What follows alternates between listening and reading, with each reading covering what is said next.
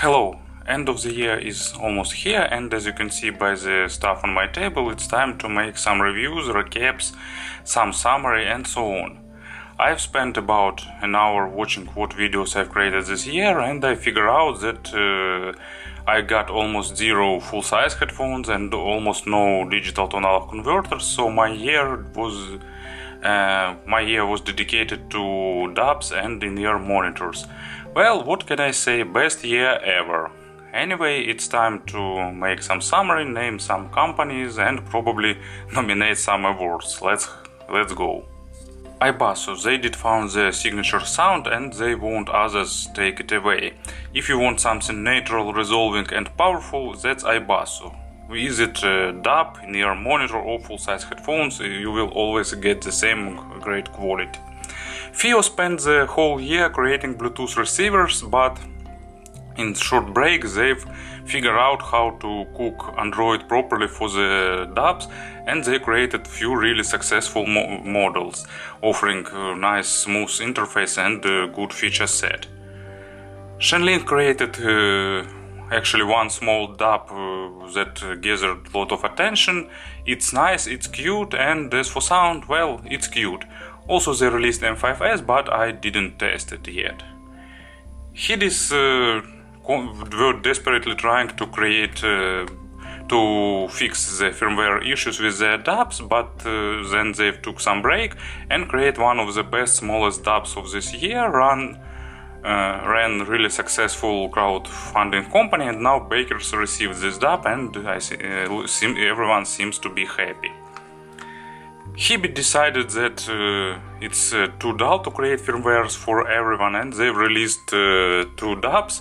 R6 that was looking nice but sounding a bit below its price range, and R3 that really both sounded great and looks great. Just take a look at this cute dub. QLS or QLOS woke up after 5 years of sleep, released best dub of this year, most sophisticated, most well engineered and one of the best sounding, and for next 5 years they've got what to do next.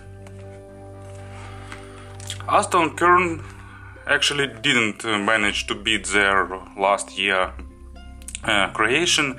SP1000 is still the best sounding dub and the most expensive, well, actually maybe not the most expensive, but the best sounding definitely. They've released great model with good price quality ratio SR15 and few models with not so good price quality ratio. Kane spent the whole year polishing and finishing their N8, as well as Lotto were busy finishing Lotto Puff Gold Touch.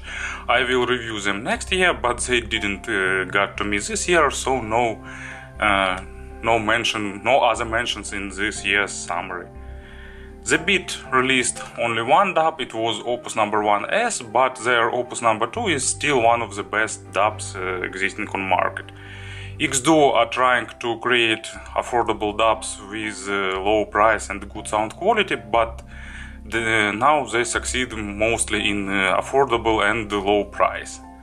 And Hi-Fi Man released nothing. They spent the whole year arguing what is R2R 2000. Is it a digital audio player, or is it a streaming device, or maybe it will be a coffee grinder, who knows. Unique Melody released the best in-ear monitors of this year, Mason version 3. IEMs Acoustics released the best IEMs of this year for those who don't want to sell their kidney. Shozy still being Shozy and keeping this constant passion to the sound. They've created few really interesting models, affordable Hibiki, nice Pentacle, and the most discussed Pola that is somewhere on its way to me, but actually Pola will be next year's summary probably. Campfire Audio are also being Campfire Audio. They released few really great models, but actually they've created probably the best model of this year for me. It's the Comet. Affordable model with great sound like no other and a nice stylish look. KZ being KZ, and they once over and over again, proving the simple principle: the less drivers they've got, the best their IEMs are. MEEAudio spent the whole year creating different Bluetooth receivers, of course not receivers, different Bluetooth solutions, headphones, earphones and so on. Then they've got a short break, released one of the most unusual models of this year, Planamic. They are unusual both in terms of technology and in terms of sound. And they've probably returned back to their beloved Bluetooth. A lot of different Chinese companies appear this year, and probably we won't hear anything about them next year, besides all these Z names like BQEYZ, BGVP, TENHZ, TRN and so on and so forth, but at least I've improved my English pronunciation, trying to pronounce that company names. Duno were busy tuning their DK4001, they are busy with that for 4 years at least. Maybe now they will finally release them, but this year they've also released one great model, Falcon C.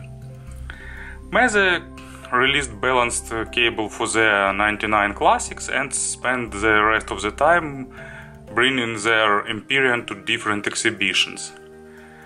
Steam got created few really good, unusual models that no one will pay attention to. Yulong released a really great digital analog converter with headphone amplifier DA9, and this year they've released it once again, now with lower price, and they've named it Dart Aquila. Odinst released their DX1 second generation, and it's still the best thing that can happen with Berson's hybrid op-amps. And now it's time to name some winners in the FiiO 2018 awards, the least known awards in the history of personal audio. Award for best inexpensive in-ear monitors came to MEEAudio M6Pro second generation. They've managed to fix all issues of the first generation and create really great balanced model. In the middle segment, awards goes to IEMs R1 and Shozy Pentacle, two different approach for creating really good middle segment sound. And best of the best awards goes of course to the unique Melody Mason version 3. And also I want to name the Campfire Audio Comet. They are not fitting to all other categories, but this is definitely the great model worth your attention. In the dubs world, in the inexpensive segment, I will name the best one this. I will name this one as the best. It's Hidizs AP80, small, portable and affordable. In the middle segment, I will name FiiO M9 and iBasso DX200. It's a totally different approach to creating dubs, but both of them are really good for their price. And top dub of this year, it will be QLS 361. It's definitely a masterpiece of audio hardware engineering. And out of nominations, it's Aston Kern SR15, probably the best dub in the history of Aston Kern at the price-quality ratio. Well, and few not so serious nominations or not so serious awards. Massacre of the year, it goes to the FiiO for killing M7 by releasing M6. Most customizable model of this year goes to FLC8N. It's definitely a model for those who like to tweak everything.